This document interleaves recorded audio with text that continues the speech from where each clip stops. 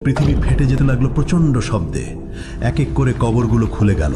ভেতর থেকে উঠল হাত, তারপর বাহু, তারপর মাথা। হাড়গুলো একে একে জোড়া লাগলো। মাংস জুড়ে গেল হাড়ের সঙ্গে, চুল গজিয়ে উঠল মাথায়, চোখ বসে গেল চোখের কোটরে।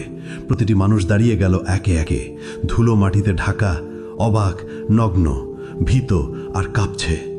তারা জিজ্ঞেস করল, কে আমাদের ঘুম থেকে জাগালো? তারপর তারা মনে করল সেই ভয়াবহ সত্য। তারা বলতে লাগলো, হায় আফসোস, আমাদের নবীগণ সত্য বলেছিলেন। এটাই সেই প্রতিশ্রুতি যা দয়াময় আল্লাহ দিয়েছেন। এই চিৎকার ছড়িয়ে পড়ল চারদিকে, প্রতিধ্বনিত হলো আর্তনাদ। কিন্তু এখন অনেক দেরি হয়ে গেছে। ভয়ঙ্কর ভয় বিরাজ করছে সবখানে। তারা পালানোর জায়গা খুঁজছেন, কিন্তু নেই। তারা লুকানোর জায়গা খুঁজছেন, কিন্তু তাও নেই। তারপর দূর থেকে ভেসে আসছে কণ্ঠস্বর। ফেরেশতাগণ বললেন, লাইন ধরো সবাই, হাসরের ময়দানে যাও। এই আদেশ শুনে মানুষ যেন পালহারা ভেড়ার পাল। টেনে নেওয়া হচ্ছে একে একে, দলবদ্ধভাবে। কাঁপতে কাঁপতে হাঁটছে, শ্বাস আটকে যাচ্ছে, হৃৎপিণ্ড দ্রুত কাঁপছে।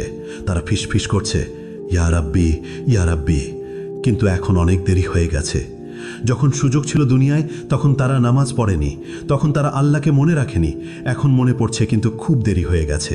এদিকে হাসরের ময়দান পৃথিবীর মতো বিস্তৃত, বরং আরও প্রশস্ত।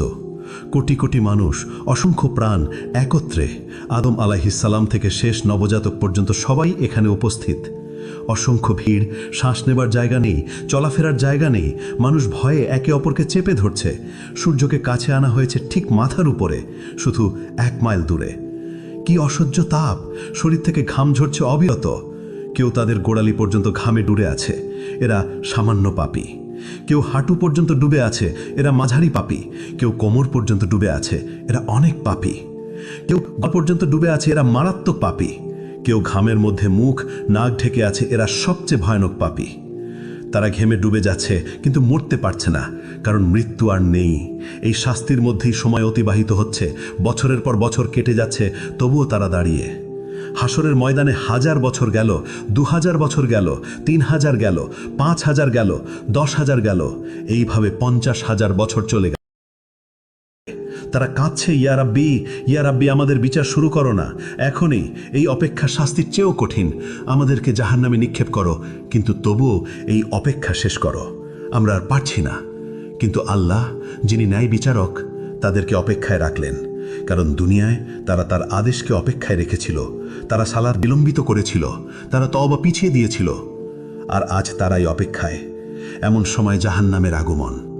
হঠাৎ দূর থেকে একটা ভয়ঙ্কর শব্দ ভেসে এলো।